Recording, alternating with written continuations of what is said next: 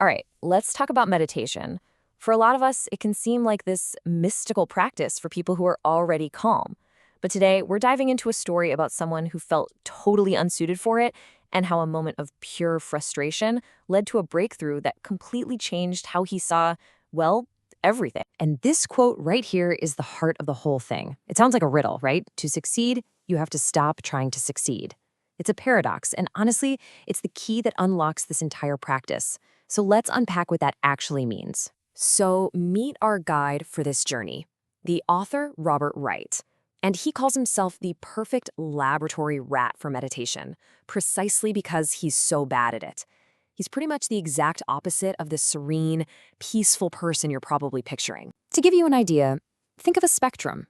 On one end, you've got the Dalai Lama, the absolute picture of calm.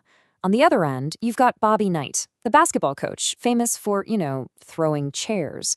Well, Wright says he's way, way over on the Bobby Knight end of that spectrum. So we are not dealing with a natural-born Zen master here. And if you're wondering why he felt so unsuited for this, the list is pretty specific. He talks about having this underlying volatility, a real tendency to judge people harshly, especially if he disagrees with them. He's got attention deficit disorder. And he even jokes that, yeah, he loves humankind in general. It's the specific individual humans he has a problem with. Sound familiar to anyone? And this is where it gets really interesting, because here's another paradox. All those things, a wandering mind, a quick temper, being judgmental, those are the exact problems meditation is supposed to help with. But they're also the very things that make sitting on a cushion and focusing feel completely impossible. It's a classic catch-22. And that's what makes his story so relatable. If this guy can figure it out, maybe there's hope for the rest of us. So Wright figures that just dabbling in meditation isn't going to work. He decides to go all in. He signs up for what is basically a mental boot camp, a 7-day, totally silent meditation retreat. This was going to be a full-on immersion. And when I say intense, I mean intense. We're talking 11 hours of meditation a day, half of it sitting, half of it walking, all meals in silence. No TV, no internet, no books, no talking at all.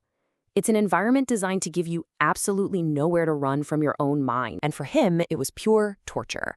He wasn't just distracted. He was getting angry at himself for being distracted. Then you get angry at everyone else in the room who looked like they were having some blissful experience. This quote just perfectly captures that feeling of complete and utter failure, right? So after days of this mental battle, something finally breaks. But the breakthrough didn't come in a moment of Zen-like calm. It came on day 5, and it was triggered by something incredibly ordinary.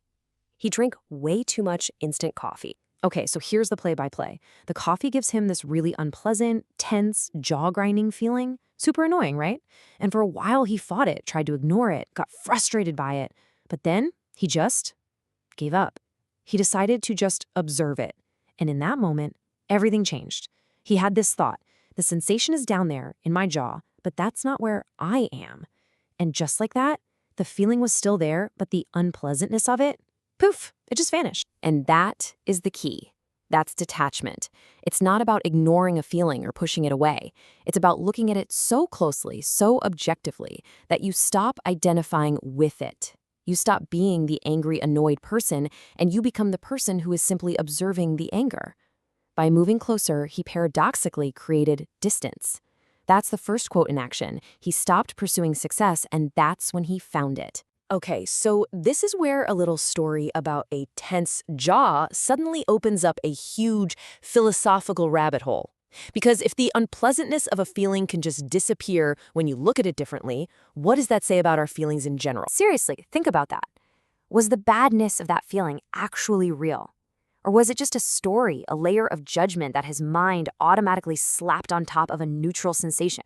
And if that's true for jaw tension, what about anxiety or sadness or even pain? Is the suffering part an illusion? Now, this whole idea might sound manageable when we're talking about coffee jitters, but how far can it actually go? To really test this idea, we have to look at one of the most extreme examples imaginable. In 1963, a monk named Thich Quang Duc publicly set himself on fire in Saigon to protest government persecution. A reporter who was there wrote this account. Just try to wrap your head around that for a second. The level of mental discipline it would take to separate yourself from a sensation as all-consuming as burning, it's almost unthinkable. It suggests that maybe the raw physical sensation and our interpretation of it as painful or unbearable really are two different things. So, how does any of this intensely personal, internal practice connect to the massive problems we see out in the world? Well, Wright argues that the connection isn't just there, it's fundamental. This whole journey really lights up two big ideas from Buddhist thought. The first is not self. That's exactly what he experienced with his jaw. The idea that the I who feels things isn't some solid, permanent CEO in your head.